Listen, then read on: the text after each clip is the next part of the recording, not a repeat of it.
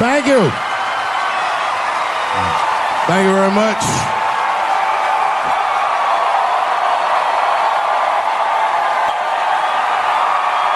Thank you. What's going on? Good to see everybody out here tonight. Thank you. Hey, have a seat. Everybody be comfortable and relax. Oh my gosh, good to be back in Austin, Texas. It's good to know that plaid is back in.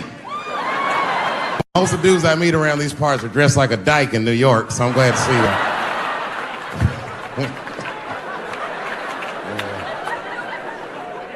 Man, fucking Texas, this place is pretty good. Pretty damn good. You know, I was in Santa Fe the other night and a motherfucker threw a banana peel at me. Yeah, that didn't feel so good. It was a white person. Not to indict the whites, I'm just saying. Not to profile. And then not only did he throw a banana peel at me, but it was premeditated. You could tell. You could tell the peel was too brown, you know what I mean? It was like, I didn't eat that banana recently, motherfucker. You had that shit waiting on me. And the whole crowd was white, so it just got instantly creepy, and everyone looked like they were looking at 12 Years a Slave or something. They were all just like...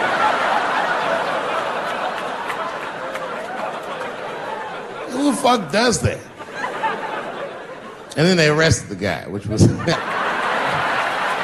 I said, we're gonna fuck you in the butt in the holding cell. You know that, right?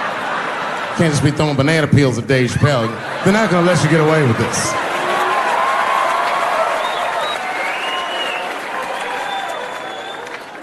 And the press called me up like, do you have a statement? A statement? For a fucking banana peel? No! I don't have anything to say. This guy was like fucking famous for throwing a banana peel at me. 20 years from now, he's gonna be tucking his kids in the bed and the kid gonna be like, tell him about the day that you threw that banana peel at that nigger in Santa Fe. Boy, I'll tell you what, that black motherfucker had it coming. I saw his name up on the marquee about a week before. I said, man, if I could just get close enough to meet him. Throw a banana on that nigger and show him how. Fucking banana gate. I didn't even want to press charges. You know, this has happened to me before. No, sir, it's not a banana. I live in Ohio, right?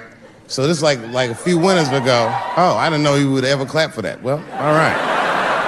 That's the first time that shit's ever happened. Ohio! Anyway, live amongst the whites.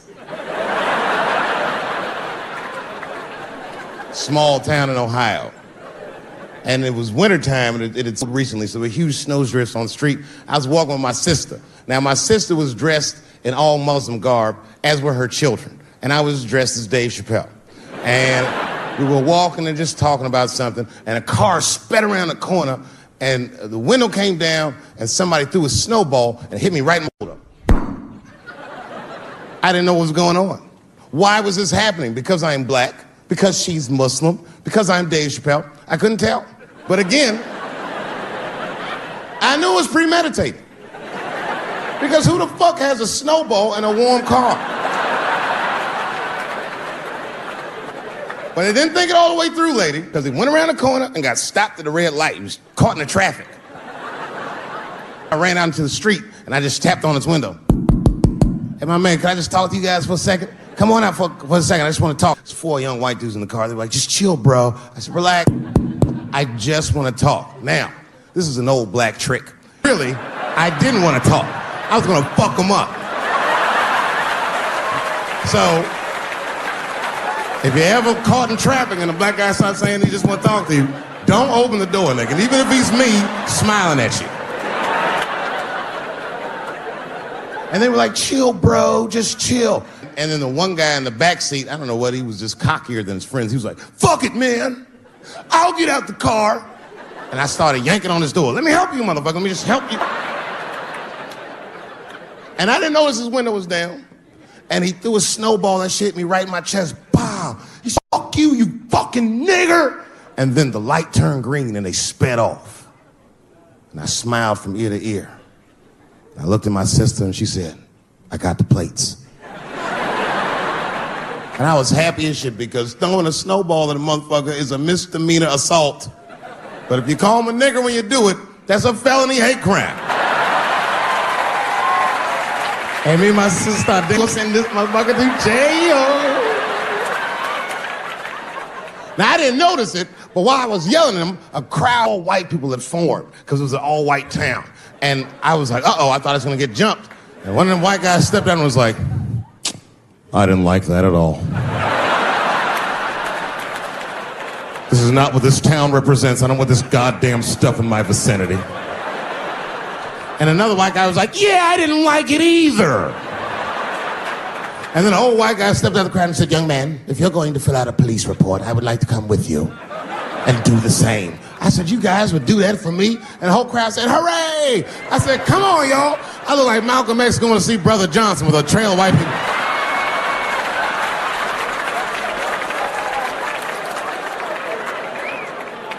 Unreal. I was always sitting in the police station, and the police came in, they're like, well, Mr. Chappelle, 16 identical police reports. We ran the tags, 2 young men that had their mother's car. We have all 4 suspects in holding. Their mother is here. It's up to you. Whatever you want to do. If you want to press charges, we'll move forward. Mr. Chappelle, are you okay? Huh? Sorry about that, officer. I'm a little flustered. I've never been in a position where I could hide the fate of white children before, but it's weighing heavy on me, sir. And I really can't decide. And I saw a lady pacing back and forth in the hallway, and I said, is that? He goes, yes, that's their mother. Well, can I speak to her before I make a decision? And when the mom came in, oh, it was me. She busted out crying. Oh, God, oh, no, I don't want him to go to jail.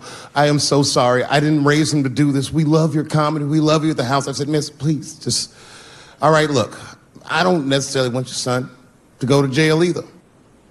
But what he did was pretty fucked up. So it's something we can do short of jail just to let him know that he's wrong. She goes, oh, I don't know. What did you have in mind? Miss, I've never been in this position before. Oh, you know what we could do? I don't know if I'm asking too much, but maybe if you could just suck my dick a little bit.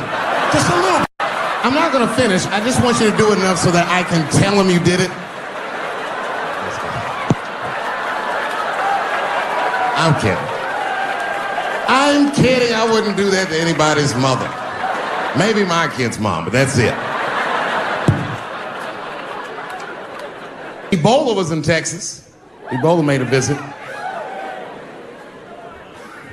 That man in Dallas. 5 days, that man melted to death.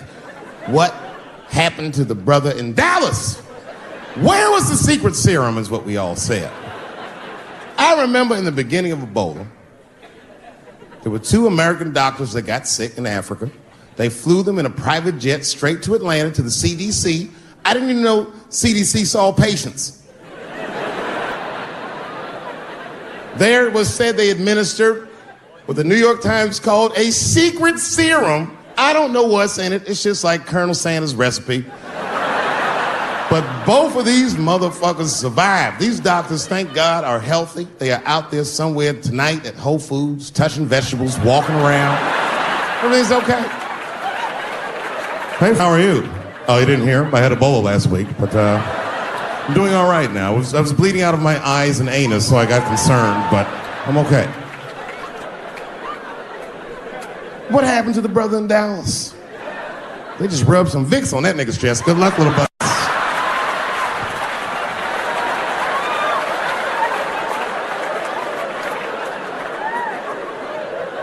I knew he wasn't gonna make it. I already knew. Sad. I saw in the New York Times, they said Ebola is the new AIDS. Whew. Isn't that something? Here I am thinking that old AIDS was working just fine. And they already have a new AIDS out. Isn't that amazing how they do that? Isn't it weird how there's a disease that just starts in 1980 and it doesn't kill anybody but niggas, fags, and junkies? Isn't that a fucking amazing coincidence that this disease hates everybody that old white people hate?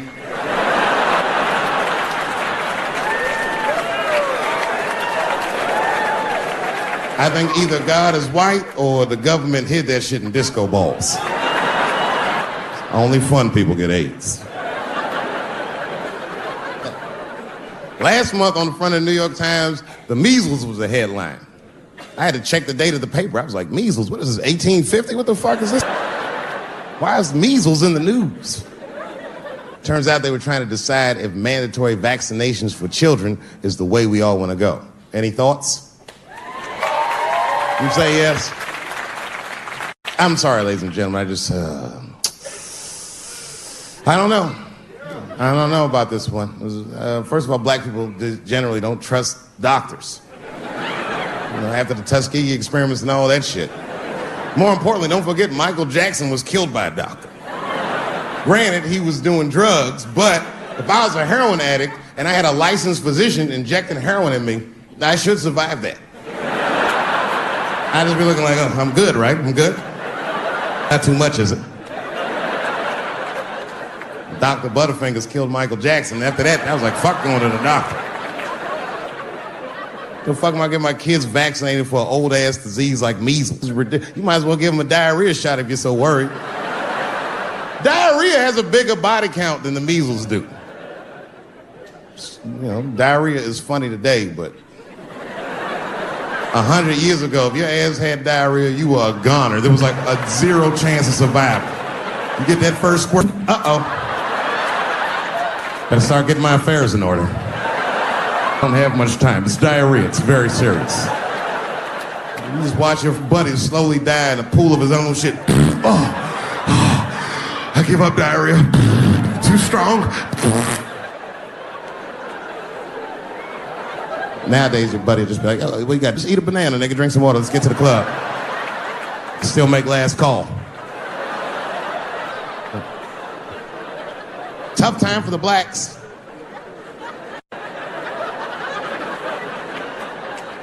These are not good times for the blacks. I don't know if you know what I'm talking about, right? Police are killing us again. It's a very unfortunate set of circumstances because we were doing very well. You know, America has a racial hot seat. I think we can all agree that that's the truth. We can also agree that that hot seat is traditionally occupied by African Americans in general, African American men in particular. Although I can see that in recent years, that seat has been occupied by Mexicans, and I dare say Arabs. And we, the black Americans, would like to thank you both for your sacrifice and your struggle. We needed a break. We needed a goddamn break. We all go through something, but at least I can leave my backpack someplace. If you Arab and forget to pack, you got about 20 minutes before they send that robot to blow your shit up. You can kiss all that engineering homework goodbye, Fuhad. Now ISIS is #1 on the terrorist charts. And ISIS is fucking scary. If ISIS catches you, they're going to cut your head off. That's what they do. I've seen them do it on YouTube. It was fucking awful. He looked right in the camera and say, Obama, I am back. I saw that shit. I said, oh my God. Don't like.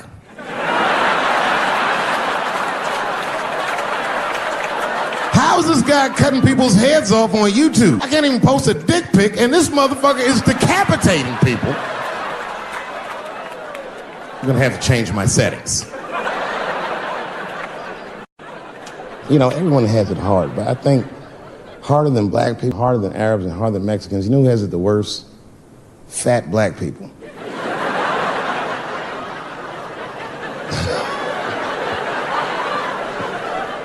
Hard for white people to understand, but that's what I'm saying is very true. Fat black people have a really rough road, because all manner of things kill white people, but you know what kills more black people than anything, more than police and terrorism? Salt, nigga, regular ass table salt. Here, white people are getting Ebola cures and shit, and meanwhile, I'm dying from fucking the flavoring.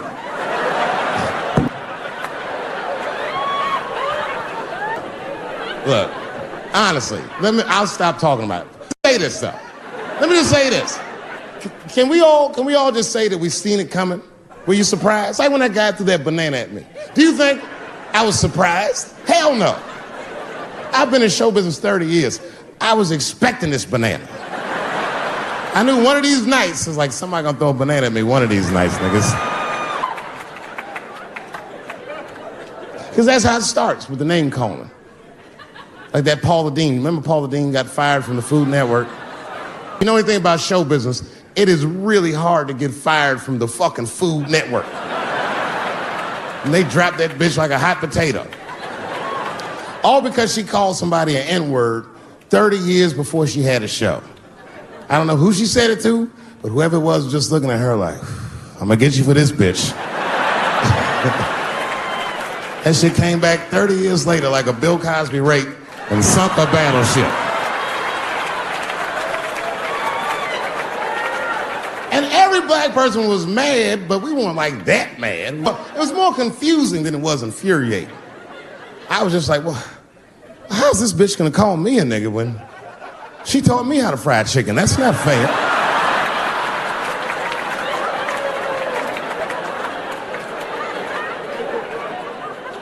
I think Donald Sterling shit was more serious.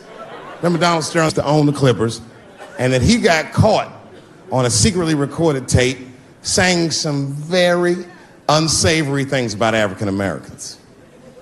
And there's a lesson in that for all of us.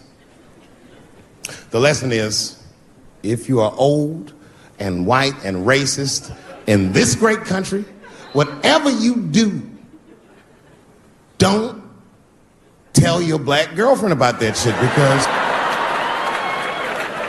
that's who made the tape. She recorded all that shit, and the tape was terrible. He was like, stop bringing these black guys to my games. First, we're all confused, like, well, how the fuck are you gonna have a game without us?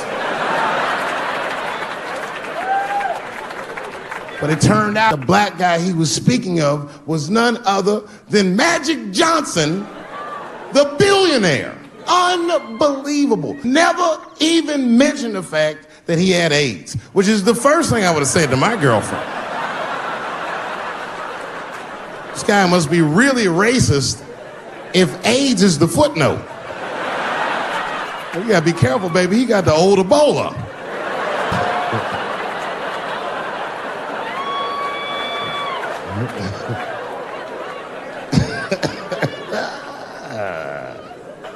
You can say what you want about that girl, but I'm gonna tell you right now, she is a goddamned hero.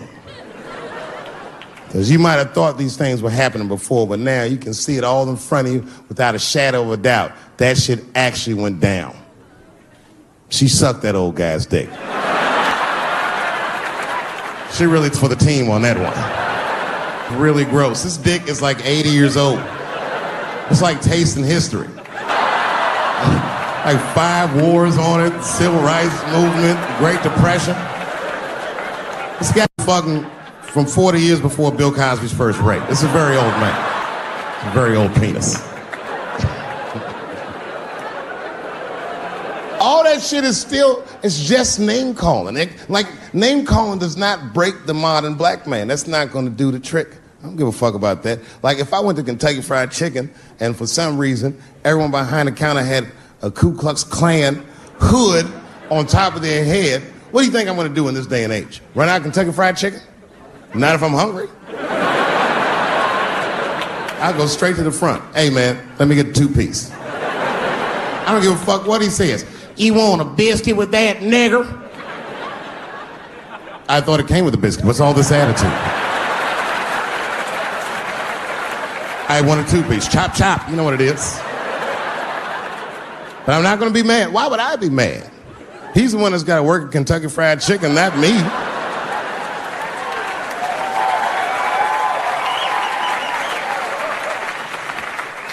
Well, how about this? What if I lived in Austin and I had a white girlfriend? It's possible in Austin. As a matter of fact, some people say it's necessary, but that's not the point. And me and my white girlfriend one night, and we're just doing what lovers do. Maybe she's butt naked and she's down on one knee giving me a hand job. I love a good hand job. And she's really jerking me off. You know, getting her obliques nice and tight. I got a huge dick, so she's like, And I'm like, wow, this really feels wonderful. I think I'm gonna come. And then she looks up at me and goes, come in my face, nigger. I know, that's a tough one. But what do you think I'm gonna do? Hey!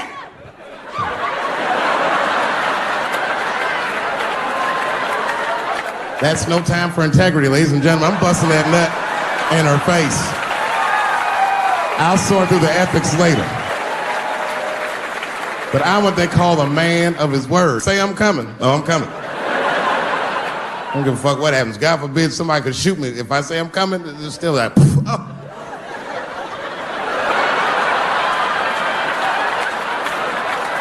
Doesn't mean I like getting shot.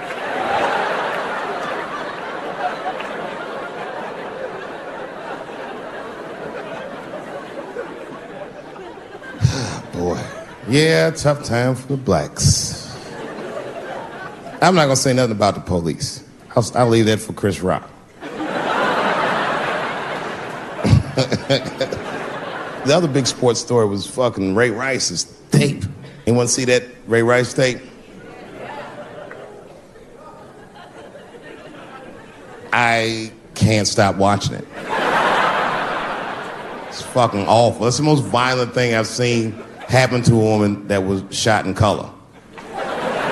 Really fucking bad. Like, if I could have froze time at that moment and gave Ray Rice some advice, I don't think there's any way possible I'd be like, you should punch her in the face. It's a fucking terrible idea. At the same time, I also believe she shouldn't have rushed him. What the fuck was he like? You can't beat him. Don't rush a motherfucker that's trained to stiff arm people in the clutch. He's gonna get the upper hand. Only reason I bring him up is because, you know, he's about to play football again. You didn't know that? The NFL was told by a federal judge that they had to reinstate Ray Rice because he was transparent with their investigation. He told them exactly what he did. And they can't just change your ruling just because the tape came out. I get it. That's like if I'm hanging out with my buddies and I'm like, hey guys, guess what I did last night? I fucked this big fat girl I met at the club. And they're all like, oh shit, Dave, that's crazy. And then they see a tape of me doing it and they're like, we can't hang out with you anymore, Dave. That's not what this crew is all about. I'll be like, what? I told y'all what I did. What's really fucked up is the tape was made before they were married. Isn't that weird? I don't know why she'd do that. I don't even know why he would do that. As a guy, would you want to live with a woman that you had once punched in the face with all your strength? That's some very bold color purple type shit.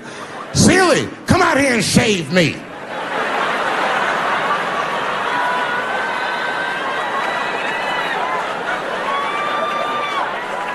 You out of your fucking mind.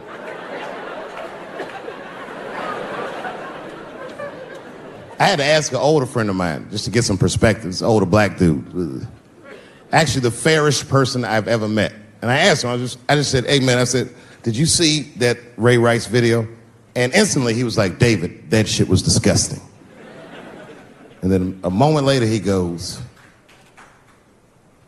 I wonder what she said to him.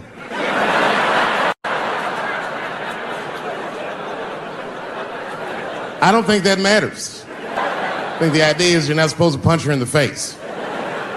My wife says terrible shit to me. My wife once called me a pussy in front of dinner guests. I know, I started to get mad, but then I was like, fuck it, she's probably right. I am a pussy, I admit it. I'm soft and warm and persuasive like a real pussy. Right. And then I told her, I said, and if you don't take care of me properly, I might stink, like your pussy. Oh, we fight dirty at the Chappelle household. It's not a big deal. No. If you want to get to the bottom of a matter of the heart, what you're supposed to do is ask a woman. Now, actually, there's two women that I know. They're both college professors in this little area I live in. And I meet them twice a week at Starbucks for coffee. Talk about important shit. I asked the girls who was in the coffee clutch, I said, yo, why y'all think that this woman stayed with Ray Rice after he punched her in the face with all his strength? And one of my girlfriends said, David, you need to wake the fuck up. She's staying for the money. Well, now, wait a minute, because my other girlfriend was like, I disagree. I think that she actually loves him. I said, wait a minute, ladies, you know what? I think that you're both right. And what I was doing when I said that was preserving the possibility of a threesome with these bitches. I've been chipping away at this pussy one cup of coffee at a time for like 4 years. I was gonna throw all that hard work away with some Ray Rice shit. I don't care that much.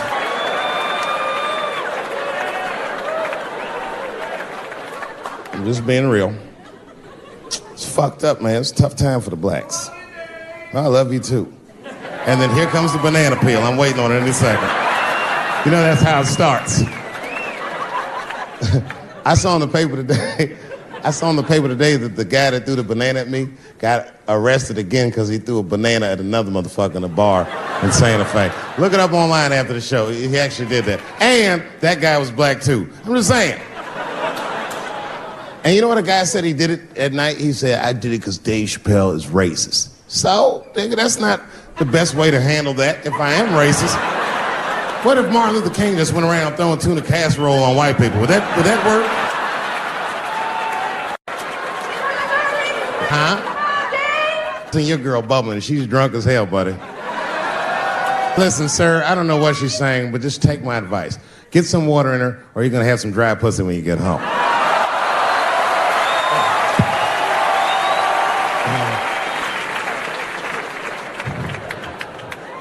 His dick's gonna be shaped the fuck up tomorrow. Maria, who got a cigarette in here? Anyone got a cigarette I can borrow? Yeah, you fella, yeah, please. Well, let me see this. This is a Marlboro menthol. This could have been anybody. Newport, I'd be like a black dude threw that up, but a Marlboro menthol, that's one of them riddles.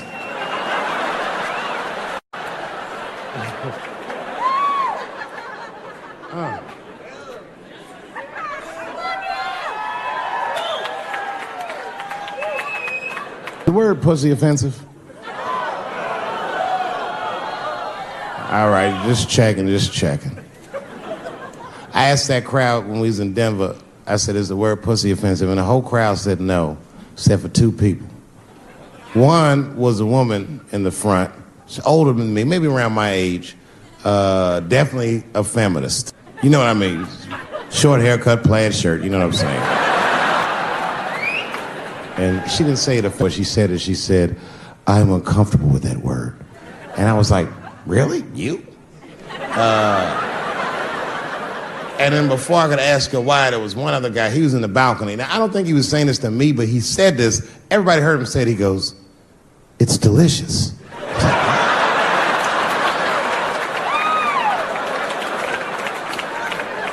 I don't think I've ever heard pussy called delicious before in my life. Now, this is not to say that it's bad, but it's definitely an acquired taste. I don't think any of us tasted pussy our first time like, it's good. It needs something.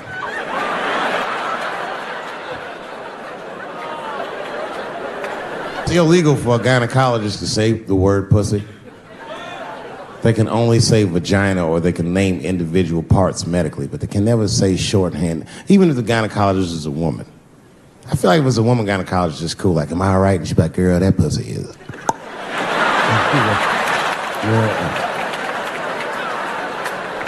I don't think men should be allowed to be gynecologists. That shit is a conflict of interest. Even when my wife was pregnant, we used to go to the gynecologist. And he'd put her legs up in that stirrup like this. He'd be like, all right, Miss Chappelle, just try to relax. I push her, back up, motherfucker, I got this. Just tell me what to look for.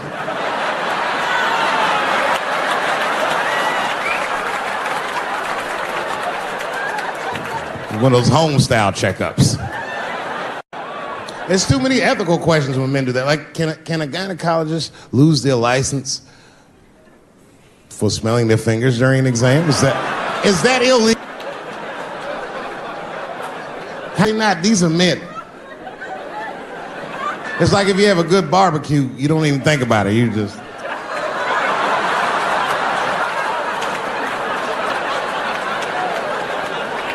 The word is only offensive if you're older. People my age and younger, I don't think we dance to that shit. That song come on the radio, it's I beat the pussy up. That's on the radio. I beat the pussy up. That's a pretty harsh song. It's like nothing like a love song. There's no tracks of his tears, no midnight trains to Georgia. This man simply beats the pussy up. Unbelievable. You don't even know if he's having sex with these women. They might just pull their pants down. He'd be like, "Bah! G-Unit."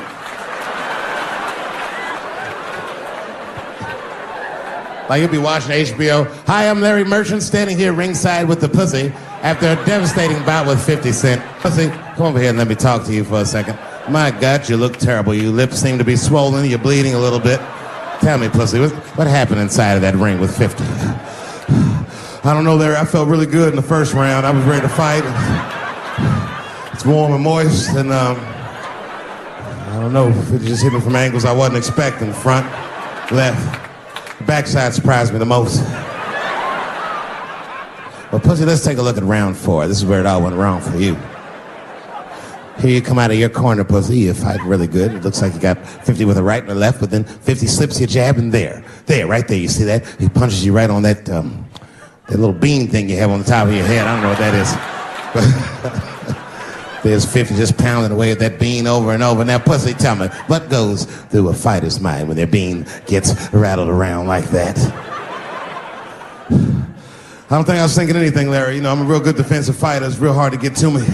I've never been punched directly on my bean before. As a matter of fact, most fighters don't even know that bean exists. I guess he just hit me then. I lost control of my legs. I don't know what else to tell you.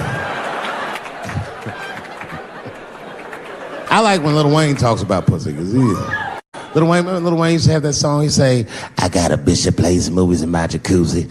And then it goes like this. Pussy juicy.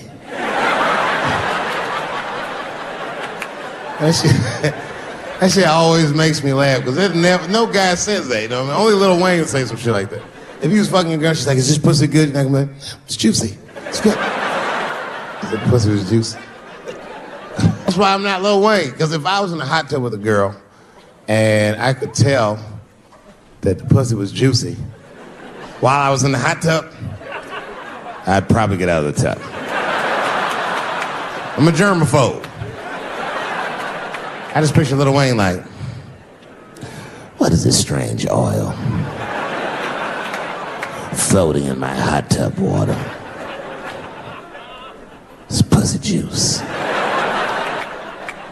That shit was so funny to me. Must have wrote like no less than 40 jokes with the punchline pussy juice. And all of them worked to some degree 100% of the time. I'll do one more just so you believe me, okay? All right, in this next piece, it's a special episode of CSI. For some reason, Lil Wayne's guest starring as the lead detective, okay? That's the setup. Are you ready? Here it goes. Has anyone else been on this crime scene? No. It's very strange. This place is virtually undisturbed. No forced entry. No sign of a struggle. Shine shine your flashlight right here. I just slipped in something. What is this? What is this? It glistens in the light. Smooth to the touch.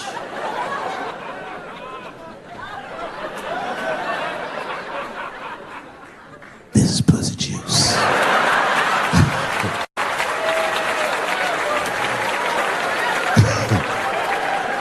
She must have been sitting Indian style. 39 more where that came from.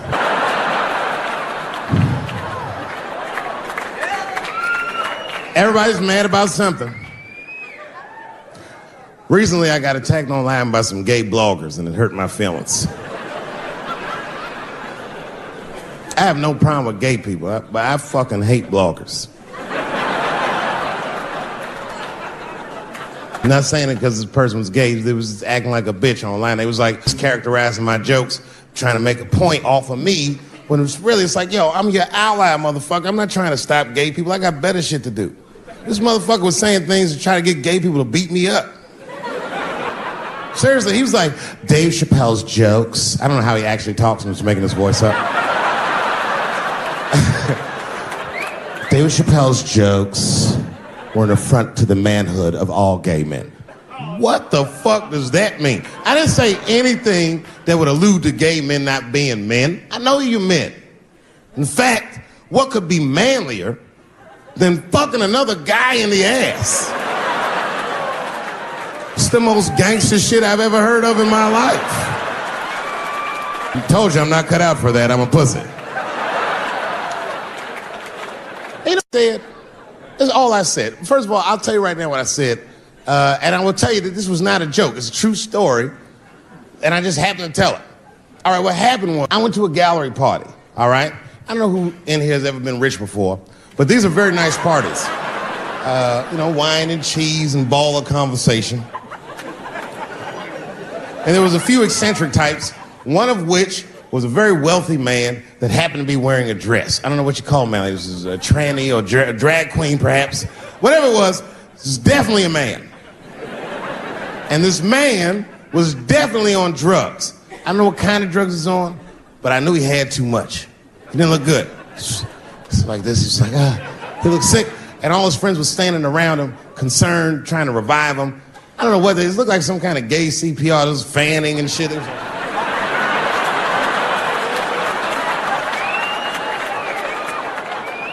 I saw all this from a distance. Now, I should have minded my own business, but I got curious. And I went over there. All I said, excuse me, gentlemen, is he okay? And then they looked at me like I was evil. She is fine. I said, word? Oh. I'm sorry, I didn't know this is what we were doing. Here's my thing.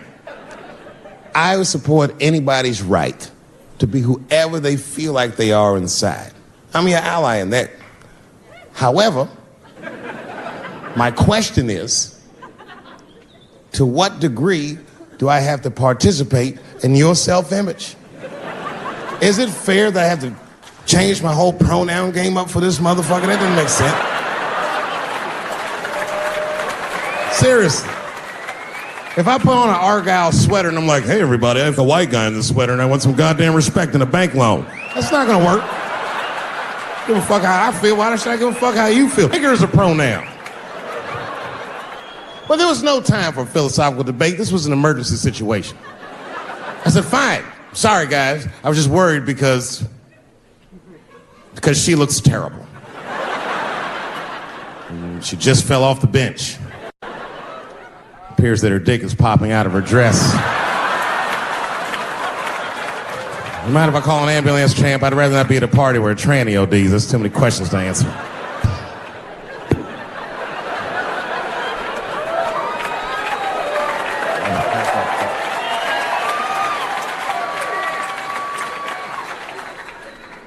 I've been through this before. I had a friend from high school. Now, In high school, this guy was a thug, right? He was a fucking dope boy. He did it all. He's a wild dude. People used to be very scared of him. And then after high school, word on the street was he'd come out the closet.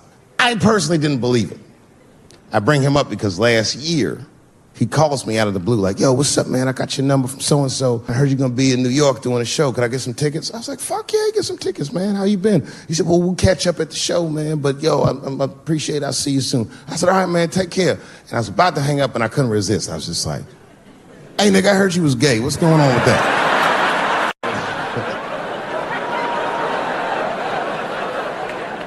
And I wish I didn't ask, because he sounded like he was dying to talk about that shit. And he had a long story about it. And it's not that I didn't care, but I was, I don't like talking on the phone. I was watching TV at the same time.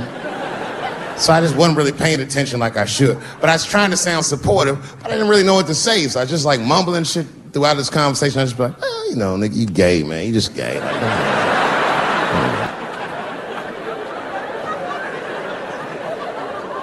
This went on for a while, and then finally I had to say something like definitive to get him off the phone. And I was like, hey, man, you know what? Don't let people get you down, all right? And the next time someone tries to make you feel bad about yourself, just remember, everybody fucks funny to somebody.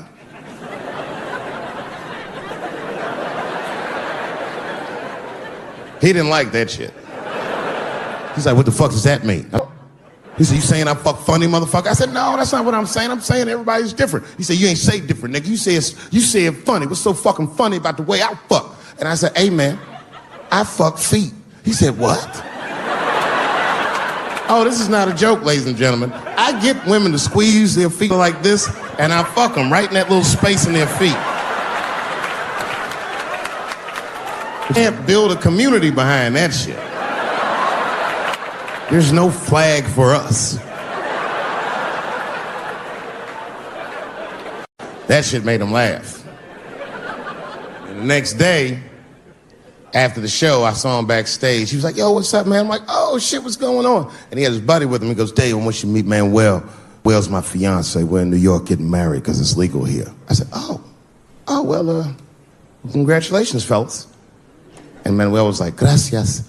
And he went to go get some drinks. And then my buddy looked at me, he was like, so Dave, what do you think? And I started mumbling again. You gay, nigga, you're just gay. He said, yeah, I'm a little nervous about getting married, man. It's a big step. I said, yeah, it is. It's a big step. He said, well, you've been married for a while. You got any advice for us? No, I'm married to a woman. Sorry about that. And they corrected me. He said, no, you married the person that you love. So it's essentially the same. I said, man, the problem with that statement is that it makes the assumption that I love her. But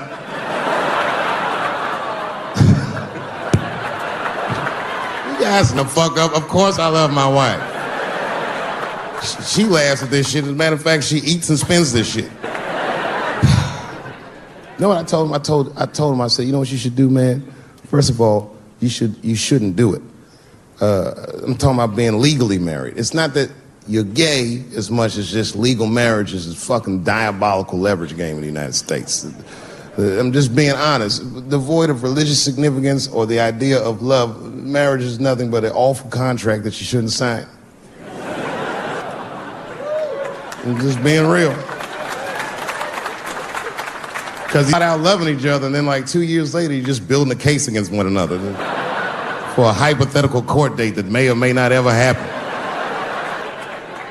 You throw being gay on top of that, that shit is explosive. Like it's that Ray Rice shit. Okay, right after Ray Rice went through all that shit, I was at a party and I met this kid, Michael Sams. You know Michael Sams? Very nice guy. He's the first openly gay NFL player.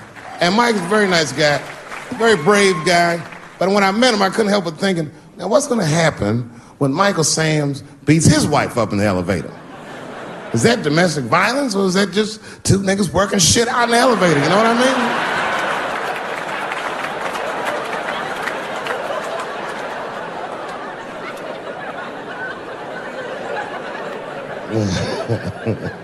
Anyway, I give all married men the same advice, gay or straight. Get a dog. His dog will love you all the time, but she's not going to. It's real talk. I didn't even know about dogs, and my kids got the dog. They brought him home from the shelter, and I didn't even want him. They're like, "Can we keep him?" I said, "Nope." I said, "Where'd you even get this dog?" They're like, "We got him from the shelter." I was like, "Ugh. Probably something wrong with him. Can't keep him." And then my kids started crying and screaming like the dog had gambling debts. "Please, Dad, if you don't let us keep him, they're gonna kill him." I was like, "Oh. All right, you can keep him." And this dog was a menace. I hated his guts.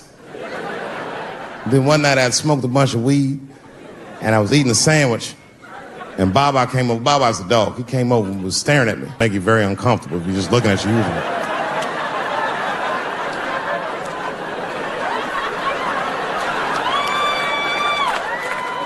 I had to give him a piece of my sandwich so he'd go away, and that's how we became friends. Now, if you see me walking down the street with Baba, he got no leash or nothing, he walks right next to me. If I stop, he'll stop. And if I go, he'll go. And all my friends are like, "Yo, Dave, that shit is dope. How you train Baba to do that shit?" I've never trained Baba. Just a messy eater. If I drop food and Baba's not around, all I gotta do is call him. "Baba!" He's a black dude's dog, so he doesn't come right away. He peeks first to see what's going on.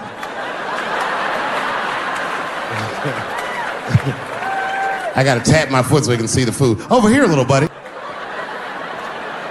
And he's like, "Thanks, Dave." He'll come get it and run off. But he knows all my habits. Like if he smells weed in the house, this motherfucker's about to eat, and he'll just come running.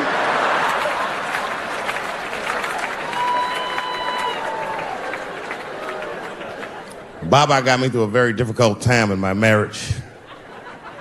We spend the most time together. Like, it's not that me and my wife don't spend time together, but we've been married so long, it's like we don't talk. Like, I don't know if anyone's married here, but if after 10 years, that chatty shit goes away. You've said it all. You know what I mean? It's just, yeah, we're just in the zone. She says the same shit to me every night before she goes to bed. I'll be the last one up. She's like, "I'm gonna get some sleep, Dave. Good night." "All right, babe, we'll stay up and watch television. Good night." And she'll walk halfway up the steps. "David? Don't eat the kids' lunch." And then she walks away.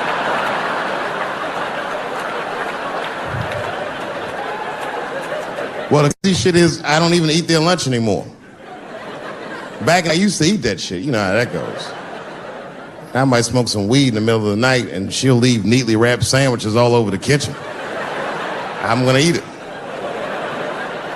What's the big deal? Why can't she just make another one in the morning? I mean, it's like, I got sons anyway. And some everything their dads do. My kids will be at school the next day, just look like, "Oh, Dad bit my sandwich. Oh, shit!" Their dad is Dave Chappelle, man. He ate that sandwich for something better.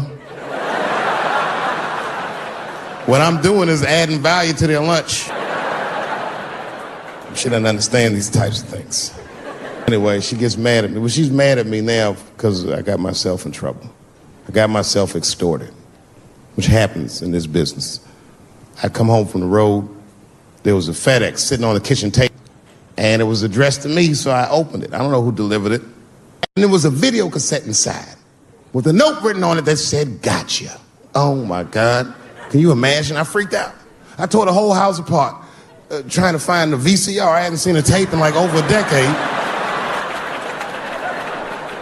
And I watched the tape, and it was awful. They got me. It was a tape of me. I was fucking a girl, okay? But it was from before I was married. But it was not a good look. And I felt sick to my stomach, and I looked up at the clock, and then I saw my wife was coming home in 10 minutes, and I just panicked. I jerked off to the tape real fast, and then...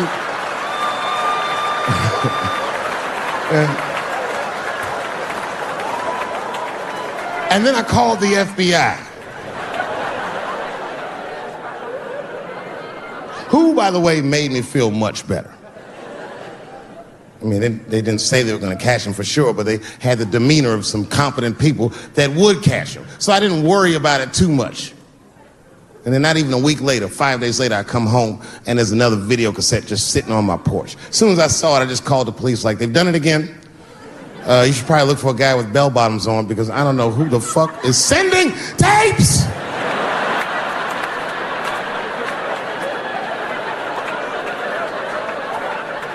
And that second tape was the worst shit I'd ever seen in my life. It was awful. Career-ending bad. It was a tape of me jerking off to the tape a week earlier. I don't know how they'd even get such a thing. I had to explain all of this to my wife. She was mad. No thing in this world is as cold as a woman's cold shoulder. Because she was mad, but she wouldn't talk to me about it. She would just punish me in little ways. Make me do shit that I hate to do. Like pick the kids up from school. That's one thing she made me do. That's a hardship for me. I got one son that goes to a public school, and his little brother goes to a private school. It's an experiment. I just want to see what's going to happen to him.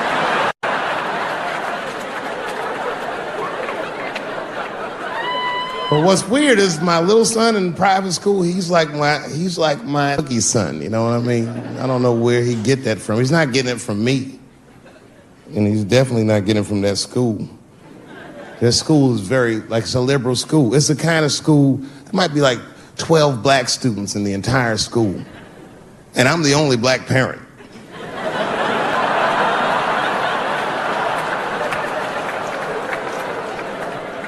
And none of the parents like me either. Not because I'm black, but just like they don't like how I roll. Because I be showing up late all the time, and I'm like in a Porsche and a blasting music that they don't like. You know, the music be like, I'll beat the pussy up. And I pull into the parking lot. I might be smoking a cigarette with the kids in the car. Then I pull into like that handicap space. Then when I get out of the handicap space, they always want to say some passive-aggressive shit. Morning, Dave. Don't know if you noticed, but you actually parked in the handicap space. Huh? Yeah, you know what, Frank? I did notice. But who is this handicap guy we're all waiting on that never shows up?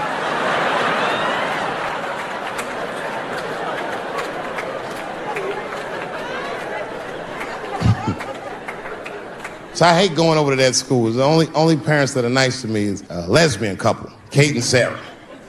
Actually, Kate hates my guts. Sarah knows that I'm black and she's half black, so she just understands me.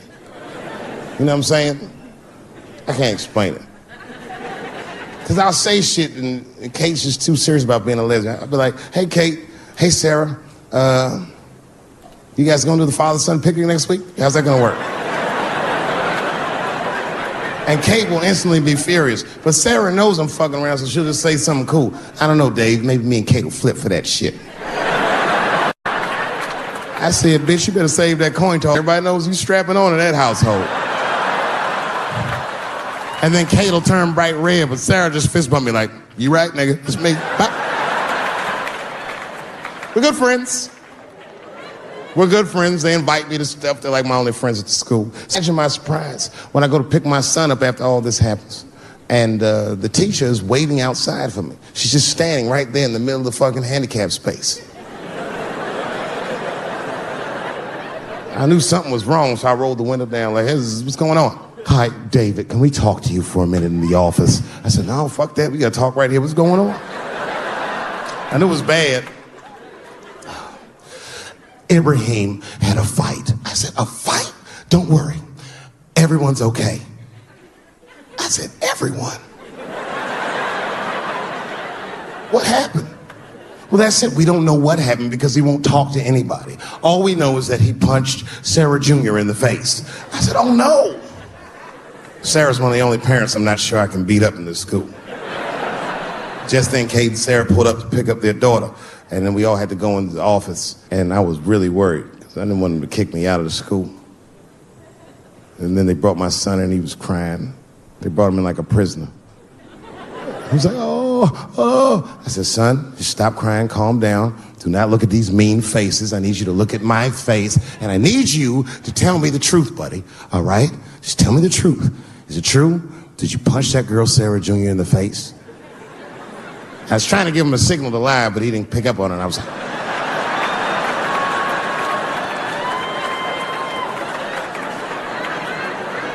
He wasn't paying attention. She said, yes, Daddy, I punched her face. I said, oh my God, why? Why would you do that? You're not supposed to put your hands on anybody.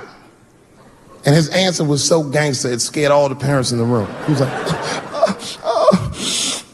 because she had it coming. I said,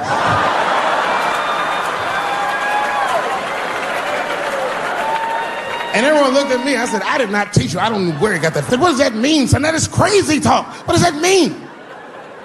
And then he just started crying like he was Tupac. Oh, these kids keep fucking with me.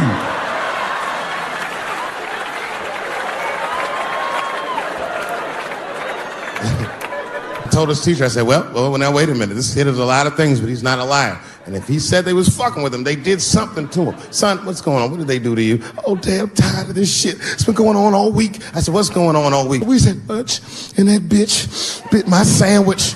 I said, oh.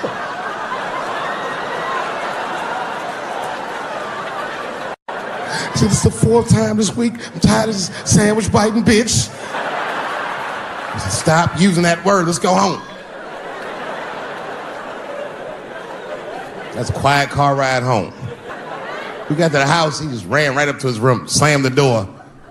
His mother came downstairs. By then, she had heard about everything. She was looking at me like, oh my God, I said, I know, it's fucked up. She said, you bit that goddamn sandwich, didn't you, Daddy? I said, how are you accusing me of shit? And I just ran out of the house. In my car and drove off. Of course I bit that sandwich. But I knew that she was just really mad about that tape, so now she's gonna punish me about a fucking sandwich I bit. And I was mad as fuck. You know what I said to myself? I should just never go home. Fuck this shit. You know, by the way, that's how people used to get divorced in the 40s. There wasn't no divorce court in America. Back in those days, if you want to get out your marriage, you just tell your wife, hey baby, I'm going to get a pack of cigarettes. I'll be right back. You would just leave with the clothes on your back. That's when men were men. And there was no internet back then, so you could move 11 miles away and have a whole new life.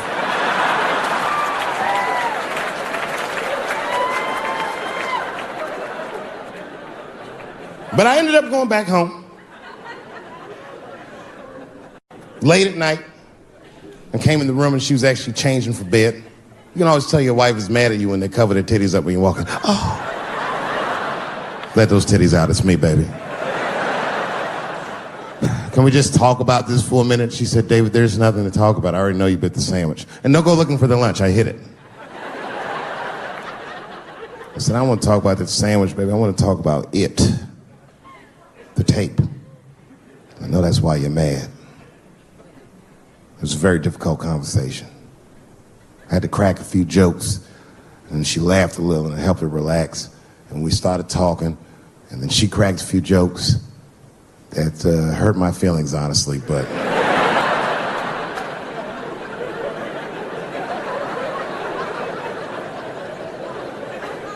we talked, and you know what she told me? She told me that she was madder about the second extortion tape than she was about the first one. Which doesn't make sense at all. What's wrong with a guy touching his own private parts? It's my own business. It's not like I do it all the time. As a matter of fact, sometimes I do it for her benefit. A lot of guys do this. It's called the mercy jerk. That's the one that happens in the middle of the night when you're about to roll on top of it and you see her face and you're like, she looks tired. That takes a lot of love and discipline to back out of a room with a rock hard dick. Sometimes I don't make it. Uh-oh. Someone fell asleep with their socks off, didn't they? You can't rape feet. You can't rape feet. Only time I jerk off now is if I know how long she'll be gone. It's the only way I can get my head in the game. Sometimes she'll tell me, Dad, take the kid to my mom real quick. Probably back in a couple of hours. A couple hours?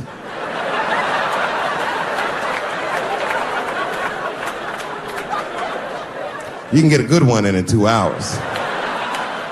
That's the kind of session where you'll take all your clothes off. I'll be butt naked in the living room like, get these fuck toys Out of my way.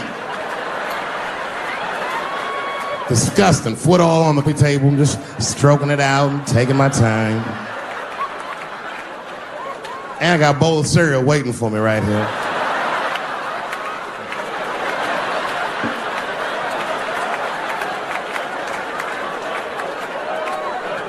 That's when you have the privacy, you can have a loud orgasm. I miss those. Ah! Ah!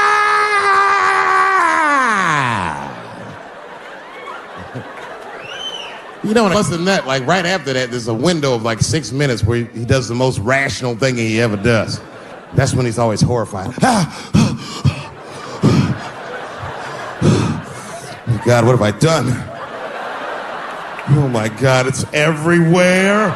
Ah! Bye-bye. Thank you very much, Austin, Texas. I had a wonderful time. Be well, be happy. Good night, everybody. Thank you. Give it up one time for Dave Chappelle!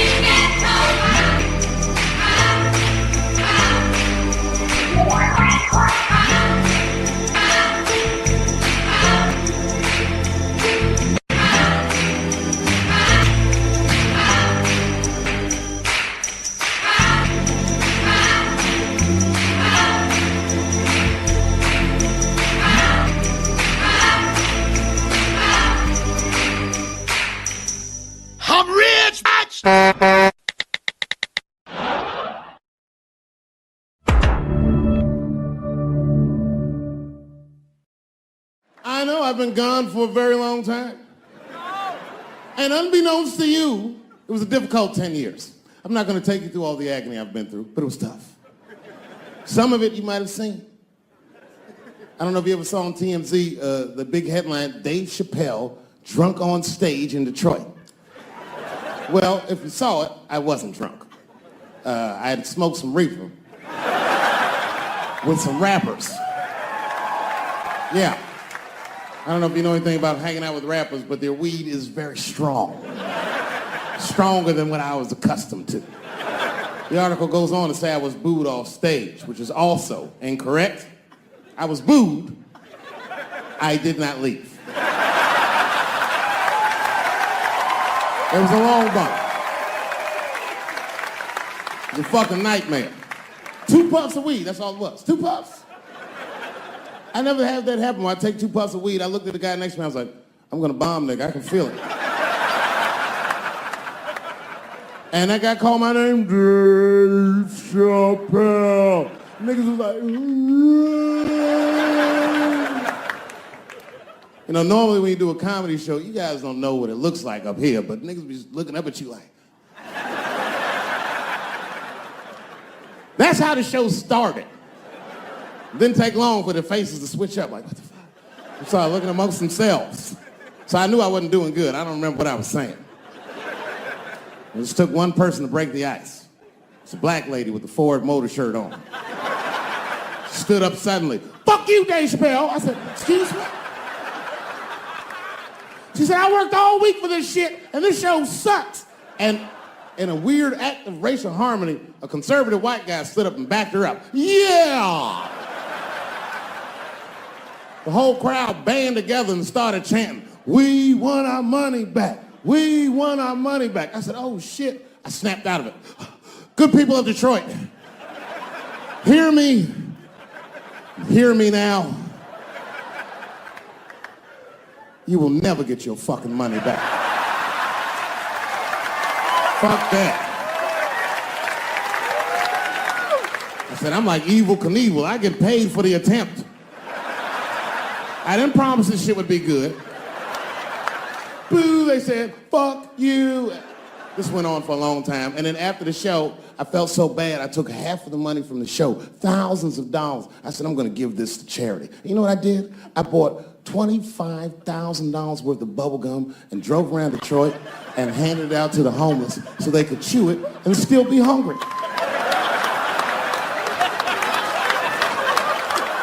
I was very mad at Detroit that night.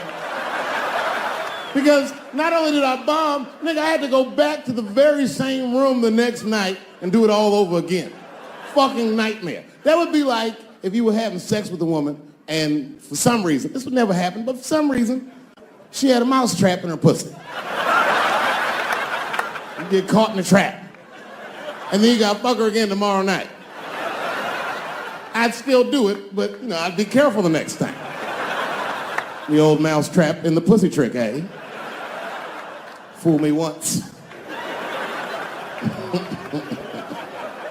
But we've already been through it, like Michael Jackson. Remember when they said all that shit about Michael Jackson? They never proved anything till his dying day, but they said that he did some very heinous things. And one time I watched a documentary about it. They were talking about all the shit Michael Jackson allegedly did. And as they were saying all these allegations, they started showing pictures of his home, Neverland Ranch. You ever seen Michael Jackson's house on television? Well, the short of it is, there's a lot of things for kids to do with that place.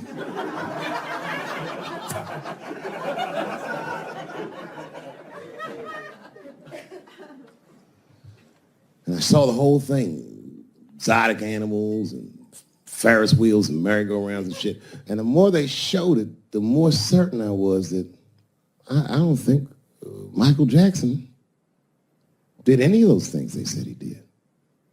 His house didn't look sexual. It looked like he was flossing on those motherfuckers. It didn't look like he was trying to fuck kids. It looked like he's just trying to impress them. Like, this nigga's Jay-Z for kids. Like, he's just walking through his house. This is my cotton candy machine. It makes 3 tons of cotton candy a day. You know, all the cotton candy you want. This closet is filled with nothing but custom-made karate slippers. Isn't that cool? Shall I have my monkey bring us more cupcakes? Hey guys, let's watch a movie. What movie do you want to see? Home Alone. Oh, no, don't touch the DVD player. Macaulay Culkin's here, he can act it out. Come on, Macaulay. Act out Home Alone for my guests. And them kids was like, man, you are all right, mister. This is fantastic, man. We had you all wrong. All wrong? What? I don't understand. What do you mean? Huh? Oh, well, you know, man, we thought it was going to be the usual. Like, you're going to have us come over and give us some wine cooler and, you know, suck our dicks. What? Suck your dick? You faggot-ass kids. Why you trying to suck your dick, nigga? I was trying to show you a better life. Bubbles, get these kids the fuck out of my house. You're just like everyone else. Hollywood is no place for moral absolutism. You know what I mean? We must never forget that R. Kelly peed on a 15-year-old girl. And he also wrote, I Believe I Can Fly. Same guy, same lifetime. If I showed you that video of him peeing on that girl and scored it to I Believe I Can Fly, he'd be torn. I used to think that I could not go on. You would know how to feel. If I can see it.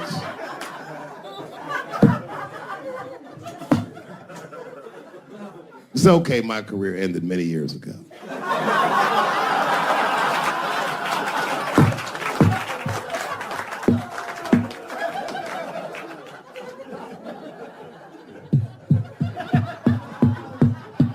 You should just like, you need to stop doing that. And then I tried to change the subject. I go, how is school going, boys? And my sons tell me, well, we didn't have school today, technically. I'm like, well, what's going on? He said, well, there was like a school shooting drill. I never heard of this. You know what this is? They have drills that they make kids do where they practice what to do if somebody comes to shoot up their school. I'd never heard that before. I was like, what the fuck? Then I had to tell my sons the truth. I didn't want to tell them this shit. Son, listen to me. Fuck that drill. Somebody comes to your school and wants to shoot it up, I'm just gonna be honest with you. You probably gonna get shot, nigga. I'm just being real. You got a famous dad. I talk a lot of shit. They're gonna be gunning for you, little buddy. Just stay low and run in a zigzag pattern and don't try to save anybody, son. Do you understand me?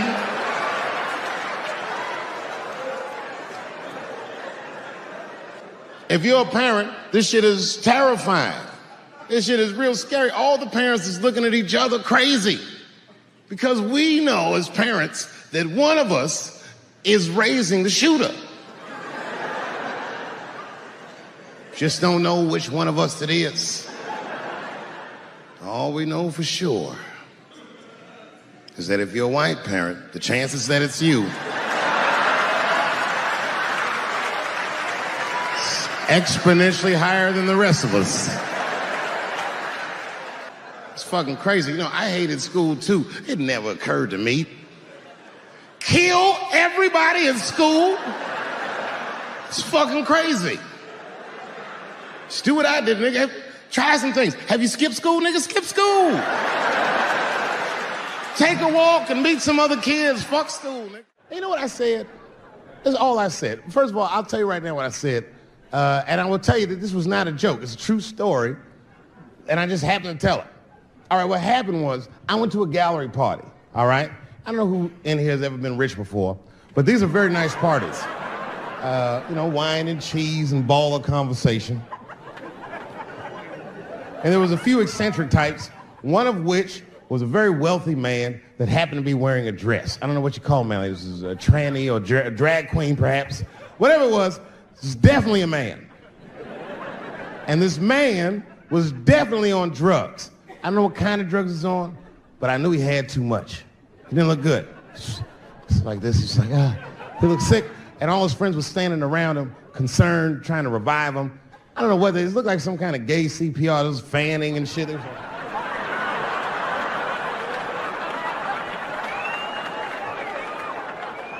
I saw all this from a distance. Now, I should have minded my own business, but I got curious. I was like, oh. And I went over there. All I said, excuse me, gentlemen, is he okay? And then they looked at me like I was evil. Oh. She is fine. I said, word? Oh. I'm sorry, I didn't know this is what we were doing. Here's my thing. I would support anybody's right to be whoever they feel like they are inside. I'm your ally in that. However, my question is, to what degree do I have to participate in your self-image? Is it fair that I have to change my whole pronoun game up for this motherfucker? That doesn't make sense. Seriously. If I put on an Argyle sweater and I'm like, hey everybody, I feel like a white guy in this sweater and I want some goddamn respect and a bank loan. That's not gonna work. Give a fuck how I feel. Why should I give a fuck how you feel? Nigger is a pronoun. But there was no time for philosophical debate. This was an emergency situation. I said, fine. Sorry, guys. I was just worried because she looks terrible. She just fell off the bench. Appears that her dick is popping out of her dress. You mind if I call an ambulance, champ? I'd rather not be at a party where a tranny ODs. There's too many questions to answer.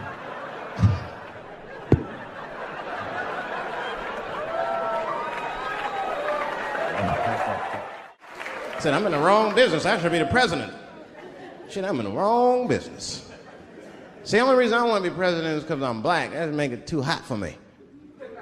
I mean, you know, I think it could be a black president one day, but you don't want to be the first one. I mean, second or third, that's fine, but that first nigga better watch out. I'm gonna tell you that right now. It'll be too hot. I mean, I'd be the first black president. I don't think that nobody would really hurt me. I'm sure somebody would want to hurt me, but I don't think they'd touch me, because my vice president will be Mexican for a little insurance. You know what I'm saying? You can shoot me if you want, but you're just gonna open the border up, so you might as well leave me and Vice President Santiago to our own devices. Ain't that right, Santiago? See.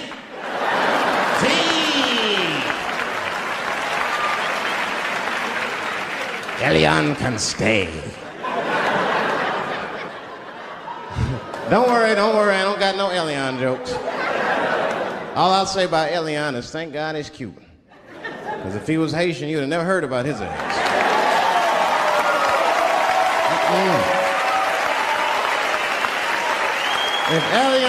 If Elian Gonzalez was Elian Mamumbo from Haiti, they'd have pushed that little rubber tube right back in the water. Sorry, fella, all full. Good luck. This whole world's just drug-infested, hate-infested, drug-infested world. Hate drugs. I heard the worst drug story. You know what my friend told me? You know what he's dealing with? His landlord is hooked on crack. That's terrible. That's pressure.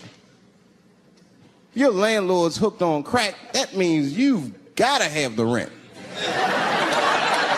You come around all the time. I got the rent. It's not even due yet. It's the 10th. Come on, I need it. Let me just get $20 of it now, and then just give me the rest of the month. Every couple hours. Hey, look, I'm going to need some more of the rent. This building's falling apart. Things came up. Comes home early from a party. Landlord's in the crib going through his shit. What are you doing in my house? Ah! Where's the sink? I came to fix it. It's in the kitchen. I thought it was in the drawer. I'll fix it tomorrow when I come for the rent.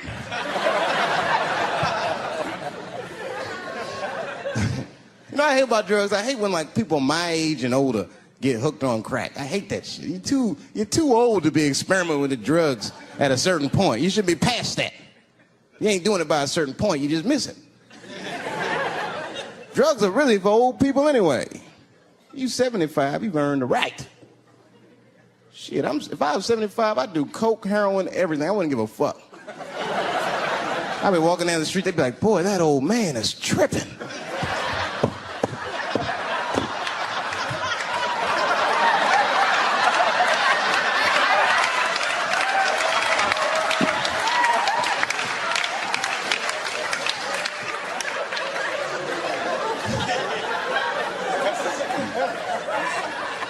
Can't do everything.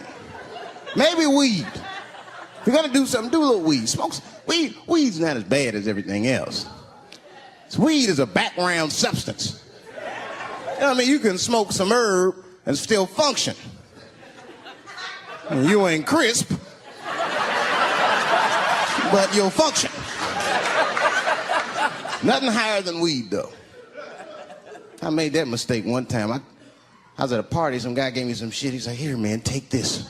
It's fucking mushrooms. I took it, I forgot all about it, you know.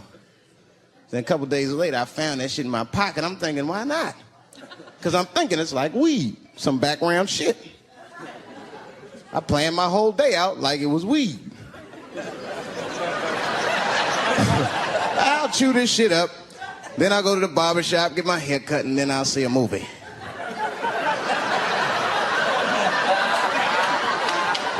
I chewed it up. So far, so good. Then I was in a barber shop like an hour later. And it's funny because I was just thinking to myself, I was like, ooh, this stuff sucks. Tastes like athlete's foot. I feel sick, but I'm not really high. Then I looked in the mirror. I saw the barber's reflection, man. It looked like a big penis was cutting my hair. freaked out. I started talking to myself, Dave, calm down. You're on drugs. This is what drugs do. Okay, you know that there is no way that a penis can cut hair. But I started freaking out, man. I just couldn't take it anymore. I jumped out the chair, half my hair was cut, I didn't care. I didn't, I just gave a barber a handful of money. It was weird, the balls opened up. Anyway, I ran home, man. I ran home as fast as I could. Tripping. I looked at the clock, it was 2:42. I was like, damn, 2:42? I gotta sober up. I had never been this high this early. I took a shower, I was still high. I said, maybe music will do the trick. I listened to every CD I had, I was still high. Exercise, that's what I'll do. I ran around the block 4 times, still high. Took a nap, woke up, fucked up. I looked at the clock, it was 2:43. I said, God damn. I'm scared to death of these police. I am, nigga. I got a police scanner. First money I got, this is the first shit I went out, bought me a police scanner. I just listen to these motherfuckers before I go out, just to make sure everything's cool. You hear shit on it. Calling all cars. Be on the lookout for a black male between 4'7" and 6'8". Staying in the crib tonight, fuck that. Gotta work on that alibi for a minute. Every black person needs an alibi. I do them impromptu joints. If I'm by myself and need out, I'll just open up the windows in the apartment, turn all the lights on, start beating off right in the window. Look at me. Hey, everybody, look, it's me, Dave Chappelle. I'm crazy, I'm jerking off. Note the time, motherfuckers. It's 2:35. Look at me, I'm jerking off in the window, 2:35. Comedian Dave Chappelle is June 10th. Note the time.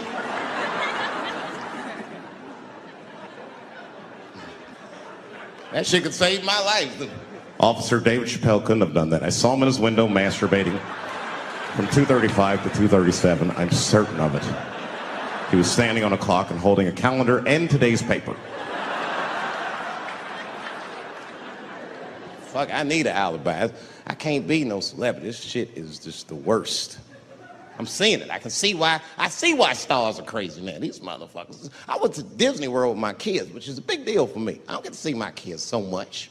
I do Chappelle show 20 hours a day, sleep for like half an hour, raise my kids for 10, 20 minutes, and I go back to work.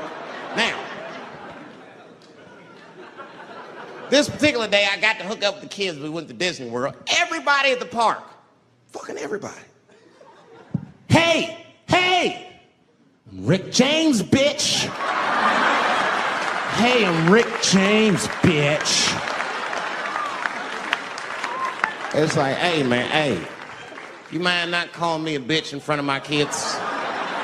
Time out, motherfucker. We take a day off. Even Mickey Mouse did it. I said, this is the most unprofessional shit I have ever seen in my life. Rick James, bitch. Oh, I was fed up. I caught that motherfucker with an uppercut. Bop! Knocked his head clean off. Everybody was screaming. Oh my God, oh my God. Mickey Mouse is Mexican. I want your community to know that one of the coolest people I ever met was a transgender woman. And this is not a man that I knew that became a woman. This woman was trans when I met her. Lived in San Francisco. Daphne Dworman is her name. I would do 18 shows in the Bay Area, sometimes in Oakland and Dirty Hood nightclub, and she would be there, a white trans woman, laughing loud and hard at everything I said, especially the trans jokes. Very puzzling, because she was obviously trans. And one night after one of the shows, I met her. And what it was, turns out, it was her dream to be a comedian. And I was her hero. It's very moving. I could not dislike somebody that felt that way about me. We became fast friends. And when I made that special Sticks and Stones, right as it was coming out, I happened to be in San Francisco and I wanted to do a show, but I needed an opening act. And I remembered that trans woman I had met. So I called her on the phone. And I called her myself. I said, hey, Daphne, this is Dave Chappelle. She couldn't believe it. And I go, I'm in San Francisco. And then she started saying a bunch of wild stuff. I was like, relax now. I don't want any pussy. I was, I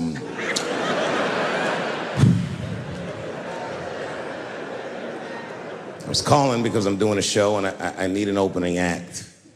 And I was wondering if you'd open the show. And she was like, fuck yeah. Now, I didn't know this at the time, but this woman had only done stand-up comedy 8 times in her life. This is little to no experience. And now she's about to open a show for what many call the GOAT.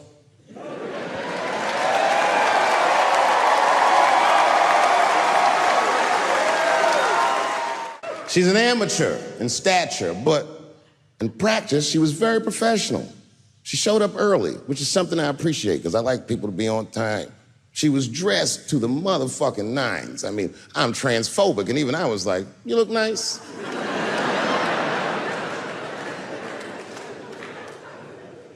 Went up on the stage with all the swag of a professional comedian, grabbed that mic and walked right down the middle and looked at the crowd like a gangster.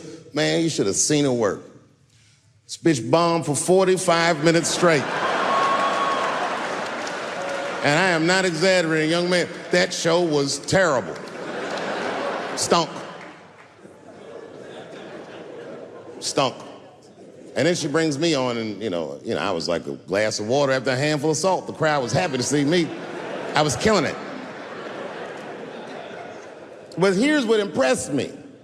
Any other comedian I've ever seen, if they had bombed as bad as she did, would have snuck out of the back of the theater and went home and cried or something. And she didn't do that. Not only did she not leave, she found a seat right up in front. You know, when a new comedian watches an experienced comedian in comedy, we call this taking class. And this bitch took my whole class. She sat up there and was laughing as hard as she always laughs, as if nothing bad had even happened to her. And I saw her show. Something bad happened to her.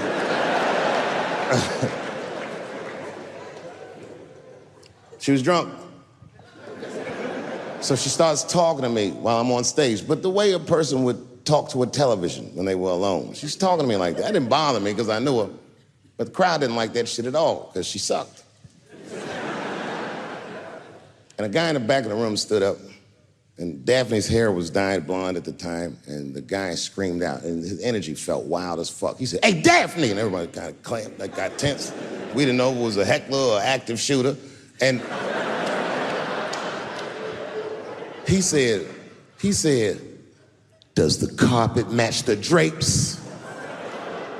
Yeah, it was fucked up. The whole crowd kind of groaned because it was so, like, mean. Everybody groaned, except for Daphne. She kind of laughed, which was weird. And then she didn't even look all the way back. She said, sir, I don't have carpets. I have hardwood floors. Just like that. Just like that. And boy, when she said that shit, it blew the roof off the place. Cut through all the tension. With that one joke, she made up for 45 minutes of a stinker of a show. And after that, she could do no wrong. And I kept on rocking. She kept on talking to me. And then the show became something cooler than a show. It became like a conversation between a black man and a white trans woman, and we started getting to the bomber shit. All them questions that you think about that you'd be afraid to ask, I was just asking them, and she was answering them, and her answers were funny as shit. The crowd was falling out of their chairs. And at the end of the show, I go, oh, Daphne, I said, well, that was fun. I go, I love you to death, but I have no fucking idea what you're talking about. The whole crowd laughed, except for Daphne. Now she looks at me like I'm not her friend anymore. Like I'm something bigger than me, like I'm the whole world and the guy. And she said, I don't need you to understand me. I said, what? She said, I just need you to believe, just like this, she goes, that I'm having a human experience. And when she said it, the whole crowd kind of gasped. And I gave her the Fight Club look. I said, I believe you, bitch. because she didn't say anything about pronouns. She didn't say anything about me being in trouble. She said, just believe I'm a person and I'm going through it. And oh, I believe you because it takes one to know one.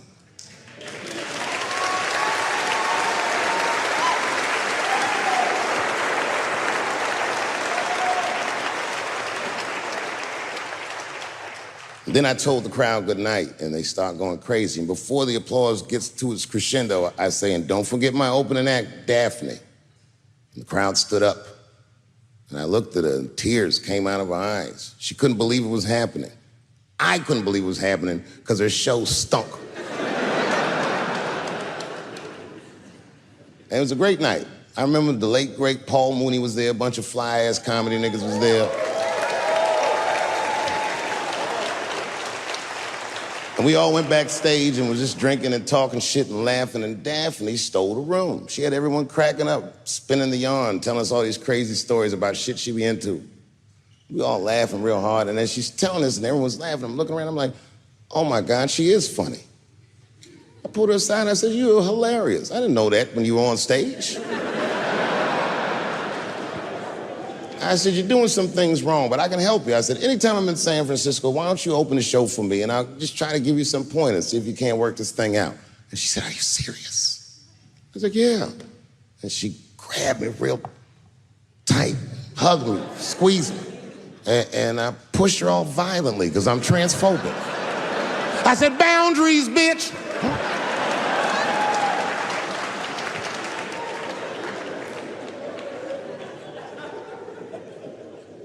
When Sticks and Stones came out, a lot of people in the trans community were furious with me, and apparently they dragged me on Twitter. I don't give a fuck, because Twitter's not a real place.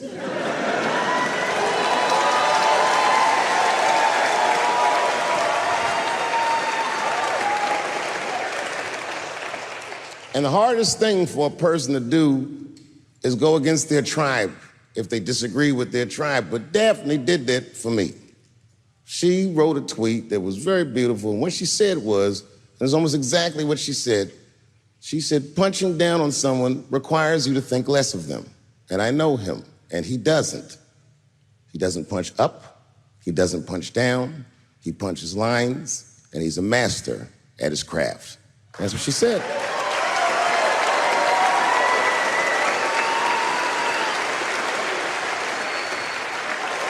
Beautiful tweet. Beautiful friend. It took a lot of heart to defend me like that. And when she did that, the trans community dragged that bitch all over Twitter. For days, they was going in on her, and she was holding her own because she's funny. But 6 days after that wonderful night I described to you, my friend Daphne killed herself. Oh, yeah. It's a true story. My heart was broken. Yeah, it wasn't the jokes. I don't know if it was them dragging her. I don't know what's going on in her life, but I bet dragging her didn't help. I was very angry at them. I was very angry at her. I felt like Daphne lied to me. She always says she identified as a woman, and then one day she goes up to the roof of a building and jumps off and kills herself. Clearly, only a man would do some gangster shit like that. Hear me out. As hard as it is to hear a joke like that, I'm telling you right now, Daphne would have loved that joke. That's why she was my friend. I was reading her obituary, and I found out she was survived by a daughter. And the moment I found that out, and this is true, Anderson Cooper from CNN texted me. And all he said was very nice. He said, I'm sorry to hear about your friend. And I texted him right back, new phone, who this? He said, it's Anderson Cooper. I said, oh, Anderson. I go, look, I need to find her family. And he texted me right back with all the phone numbers and all this information. I say this to say, if you ever want to know about anything gay, call Anderson Cooper from CNN. This nigga is faster than Google.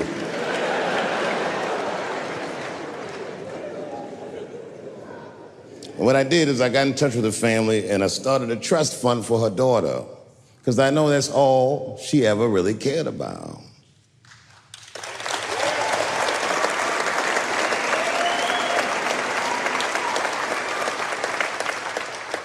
And I don't know what the trans community did for her, but I don't care because I feel like she wasn't their tribe. She was mine. She was a comedian in her soul.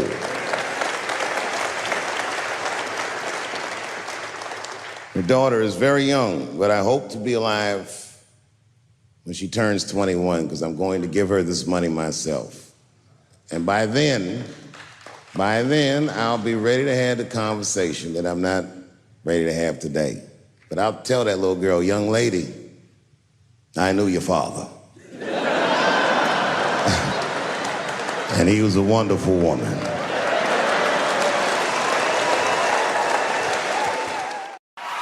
Oh.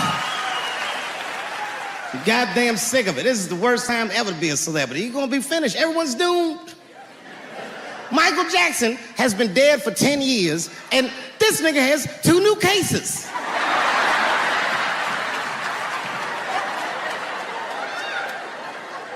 And if you haven't watched that documentary, then I'm begging you, don't watch it. It's fucking gross. I felt like HBO was sticking baby dicks in my ears for 4 hours straight. Really nasty shit. I don't want to know all these things. Turns out, Michael Jackson allegedly likes a long gander at the anus. So they said he stares at people's buttholes. That's what they said.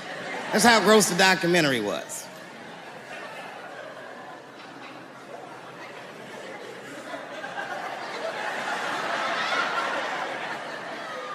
I'm gonna say something that I'm not allowed to say. But I gotta be real. I don't believe these motherfuckers. I do not believe it. But let me qualify the statement. I am what's known on the streets as a victim blamer. You know what I mean? If somebody come up to me like, Dave, Chris Brown just beat up Rihanna. I'll be like, well, what did she do?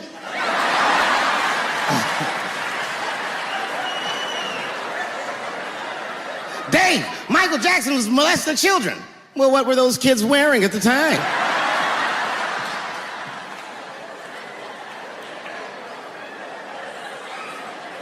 I don't think he did it.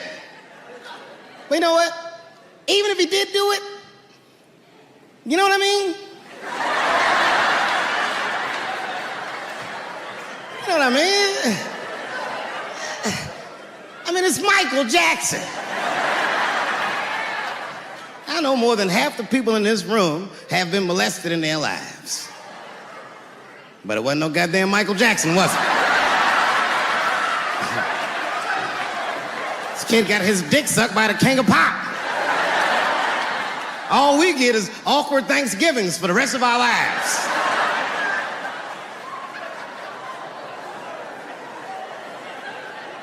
You know how good it must have felt to go to school the next day after that shit? Hey, Billy, how was the weekend? How was my weekend? Michael Jackson sucked my dick. And that was my first sexual experience. If I'm starting here, then sky's the limit.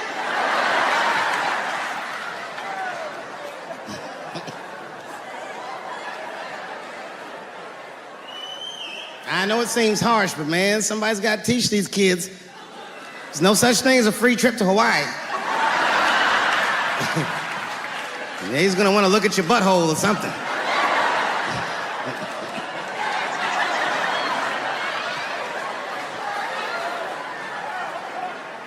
You know why I don't believe it? You know why I don't believe it? Because if Michael Jackson's out here doing all this molesting, then why not Macaulay Culkin? Macaulay Culkin said in an interview that Michael Jackson never did anything inappropriate with him or even around him. Think about that shit. You know, I'm not a pedophile. But if I was, Macaulay Culkin's the first kid I'm fucking, I'll tell you that right now.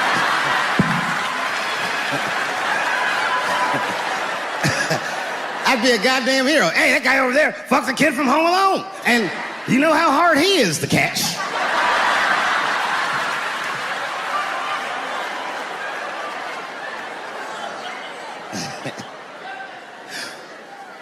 mind's telling me no.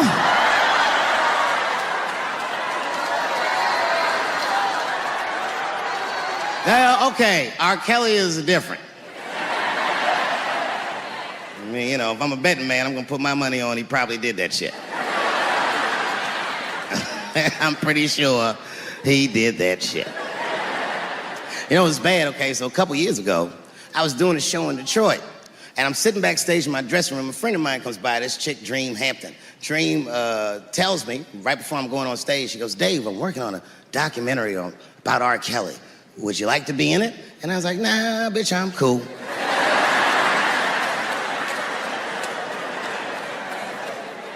I went on stage, I just forgot about the shit. And then 2 years later, the documentary comes out, Surviving R. Kelly.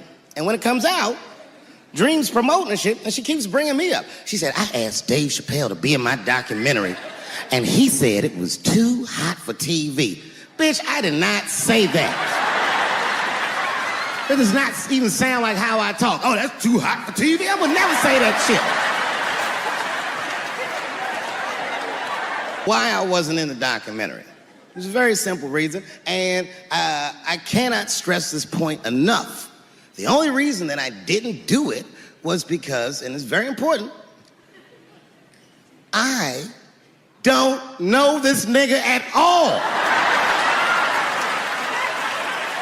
I don't know anything. I don't know anything that they don't tell me about. I don't hang out with this nigga, nothing. So what the fuck do I gotta be in the documentary for? This guy, R. Kelly, got another sex tape out now. Can you believe that shit? This guy makes more sex tapes than he does music. He's like the DJ Khaled of sex tapes. Another one. Like, damn, nigga. It's a lot of tapes. The new one's so bad that they didn't even show it. I've never seen anything like this. The prosecutor in Chicago came out in a press conference and read to the media a transcript of a sex tape. Have you ever heard of such a thing? This nigga read the sex tape. And it was so bad that R. Kelly sounded guilty in the transcripts. It's fucking amazing. 16 times the girl's age was mentioned. Isn't that crazy?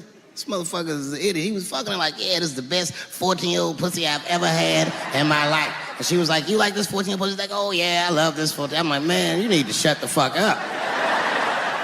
You gotta give your lawyer something to work with. You're supposed to be on the tape like, this is the best 36-year-old pussy I've ever had in my life. And then your lawyer gonna be like, Your Honor, clearly my client thought that this woman was 36, as he mentioned some 16 times in the tape. They gonna know you lying though, you know what I mean? Everybody knows no such thing as good 36-year-old pussy.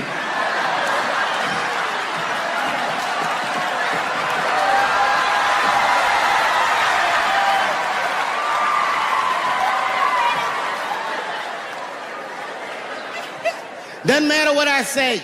And if you at home watching this shit on Netflix, remember, bitch, you clicked on my face.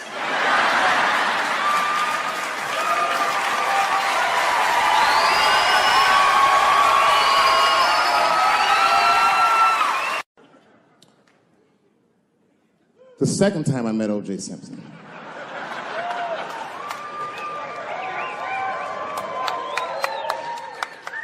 Was right after the trial of the century. There I was, now a young man of probably 23. O.J. Simpson was the most famous or infamous face on planet Earth. I was in a restaurant in Beverly Hills with my agents. I wasn't alone in the restaurant, but I was alone. I was the only black person in the restaurant.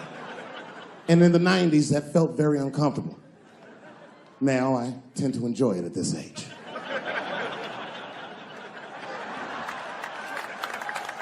I was having dinner with my agents, celebrating a deal that they told me was lucrative, but I later learned fucking sucked. And suddenly, a group of women walked by. Every race was in that group. Black, white, Asian, Latina, white, and white again. They were all gorgeous. I watched them walk by. Then, I saw a familiar face. Al Collins, The man from the infamous Bronco checked towards the door. Couldn't believe what I saw. And then, close behind him, was O.J. Simpson, newly released from jail. The restaurant fell still. I was shocked. I didn't mean to say it out loud, but it just came out. O.J. He stopped, turned around to see who said it, saw my black face, and correctly assumed it was me.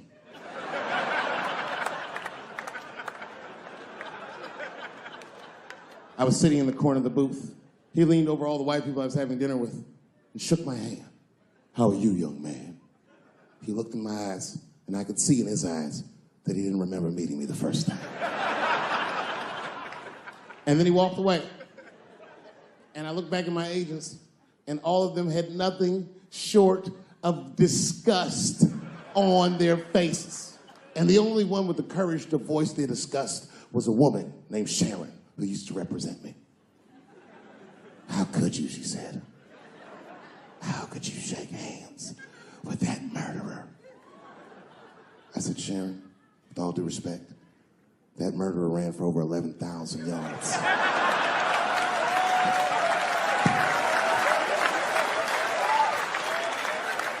And the glove didn't fit. Glove didn't fit. Get over yourself. Some people can't do that. Some people just can't get over themselves. Gay people have a hard time doing that recently. Here we go. Here comes the deep water.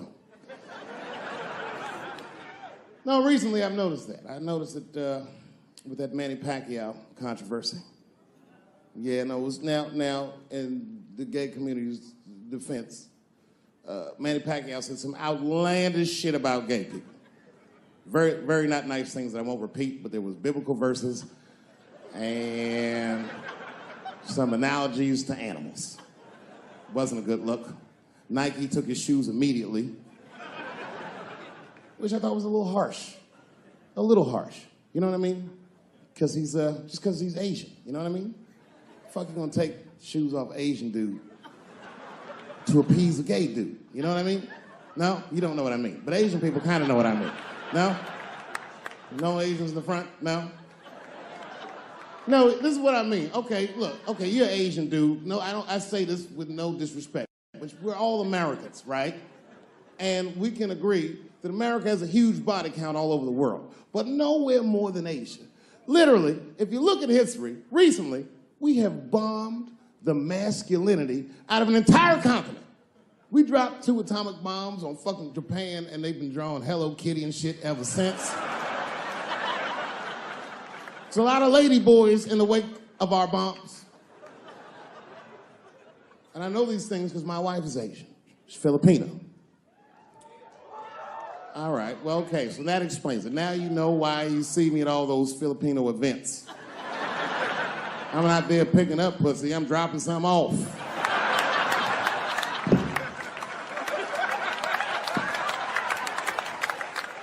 I take my wife to all that shit. I took my wife to see Pacquiao fight Mayweather. We sat ringside, okay?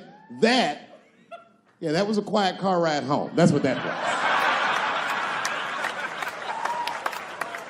But if you know what's popping in the Philippines, you know that they got a whole generation of kids in the Philippines growing up without their mothers.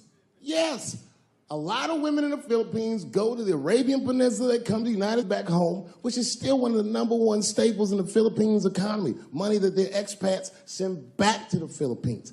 The men, on the other hand, are left rearing children, twiddling their thumbs, waiting on their wives' checks. These men have been fucking emasculated.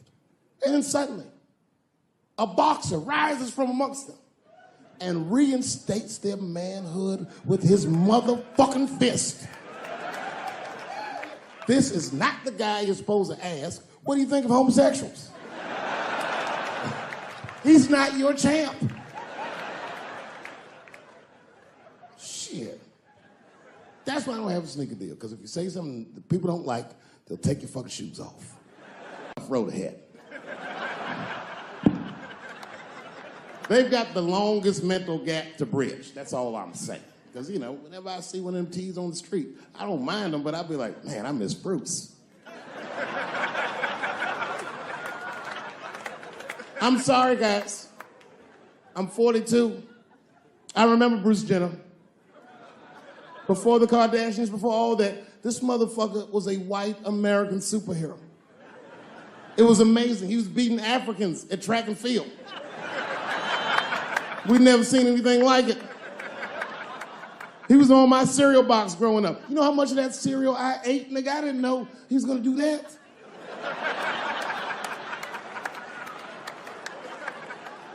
I knew before you guys knew.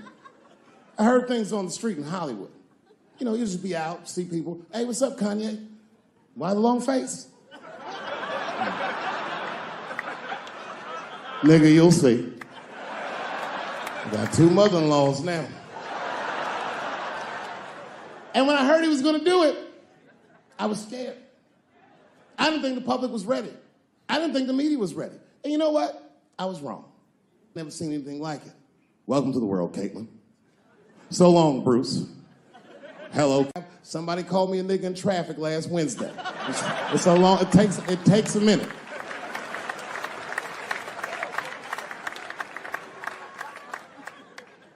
My wife's friend, Stuart, told me that. My wife has a lot of gay friends. Stuart's their leader.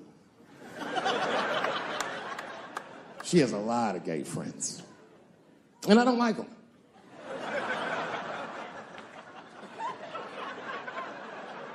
Not because they're gay, I'm just judging them on the merits of their character. They're just not nice dudes. They're fucking rude house guests. They're sitting on my couch, giggling with my wife, eating my motherfucking macaroons. And I come in, they act like the party's over. Hey, Stuart, what's going on? This guy talks to me the way a cat would speak if a cat could talk. Hi, David.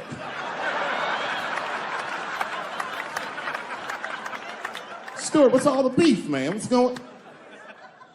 He always wants to have some kind of gay political argument. The last one was about a petition in federal court to take the words husband and wife out of the law. I said, well, why would you want those words out the law? He said, because it discriminates against same-sex couples. I was like, niggas, please save me the semantics. Just trust me, take your chips and get the fuck out of the casino. You're about to decide, talk that over amongst yourselves, and whichever one of you is gayer, that's the wife.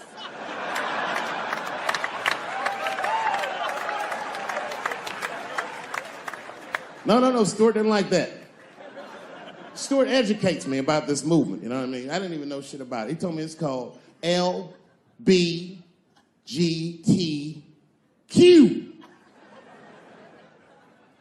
I was like, what the fuck is the Q? Does that even make sense, Q? Turns out Q is like the vowels. That shit is sometimes Y. It's for gay dudes that don't really know they're gay. You know what I mean? Like prison fags who are like, well, I'm not gay, nigga. I'm just sucking these dicks to pass the time. I'm not G, I'm Q. Ugh.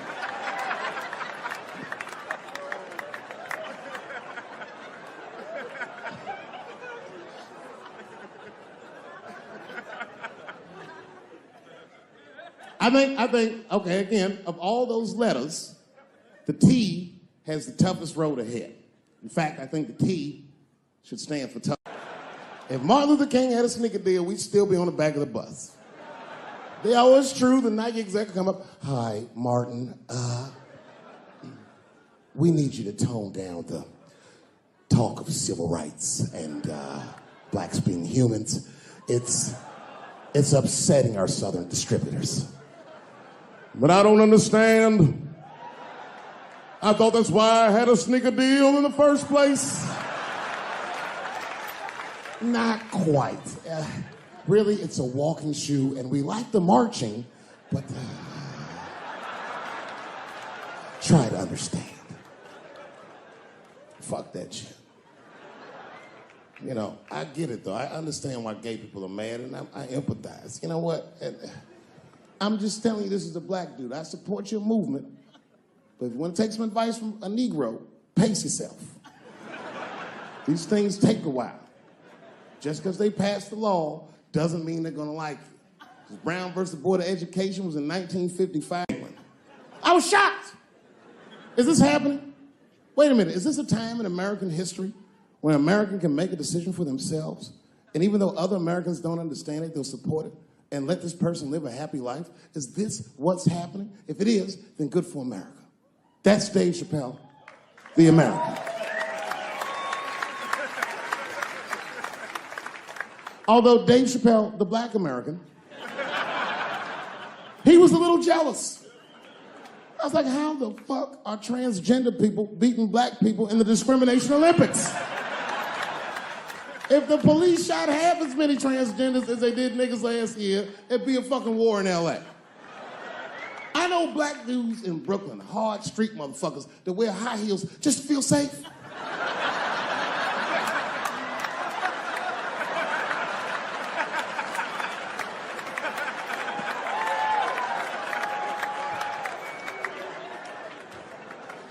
Transgenders are gangsters. I used to do business with a transgender in Hollywood. Man, everybody would be scared of her in the boardroom. She'd walk in there, newly minted woman, high heels, purse. Shit.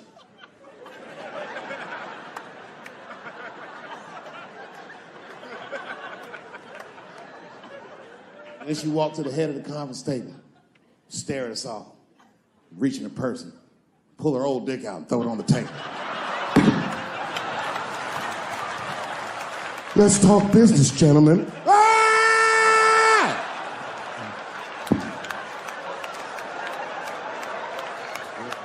Shit is scary as fuck. If your best friend pitched that to you, you'd be horrified. Yo, nigga, let's go to the hospital and cut our dicks off and make pussies out of them shits. What? Can't we just get matching jackets or tattoos or something? Sure, that's what you want to do? There's only one way to find out, nigga. Wu-Tang, bow, bow. Let's go to the club and trick niggas into fucking us, yeah. I ain't doing trans jokes no more. You know what I'm gonna do tonight? Tonight, I'm doing your own handicap jokes. Well, they're not as organized as the gays. And I love punching down. There's probably a handicap in the back right now, because that's where they usually make them sit.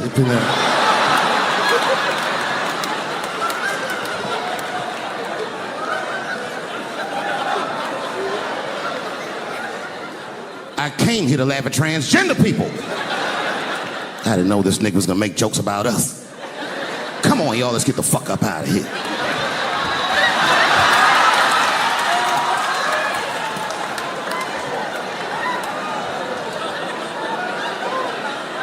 Yeah, it's about time somebody let these handicaps have it. They done met their match tonight. Fuck them. One time I was on Capitol Hill, and I seen a handicapped congressman. Madison Cawthorn, that's his name.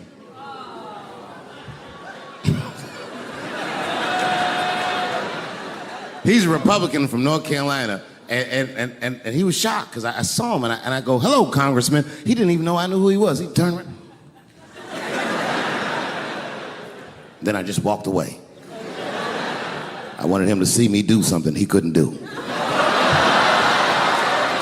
I skipped. That nigga was mad.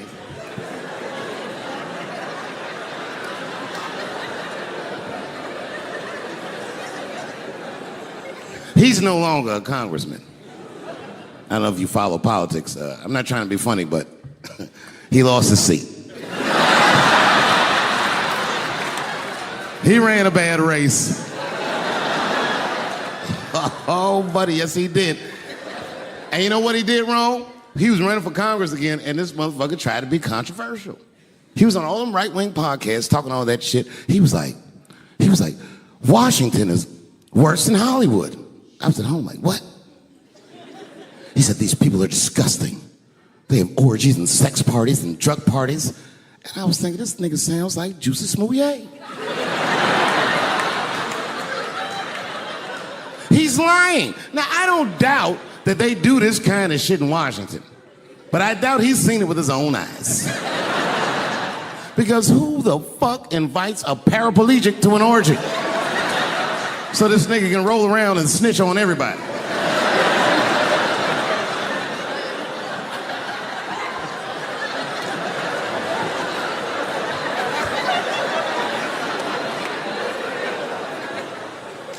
I said, there's only one reason you're gonna invite him to an orgy. And you know what that is. Have Have at it, guys. I can't feel anything. Let's get this bill passed for America. One at a time, folks.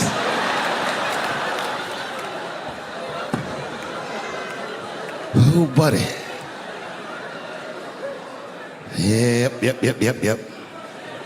Yeah, the handicaps are the new people I punch down on.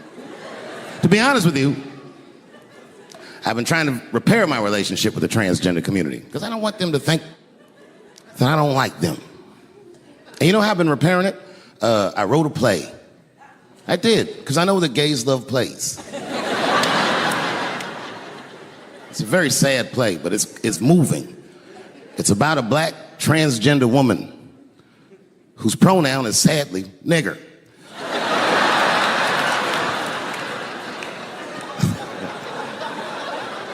It's a tearjerker. At the end of the play, she dies of loneliness because white liberals don't know how to speak to her. Sad. Speaking of nigger, I've also been working on a book, and this is true. I'm rewriting the American classic, Huckleberry Finn, from Nigger Jim's perspective. It's called The Adventures of Nigger Jim. That's how the book starts. Huckleberry Finn walks up to him and goes, "So you're Nigger Jim?" And he's like, "Yo, I just said Jim." "What's your name, little buddy?" "Huckleberry Finn's my name." "What? Huckleberry? That's your real name?" "God-given."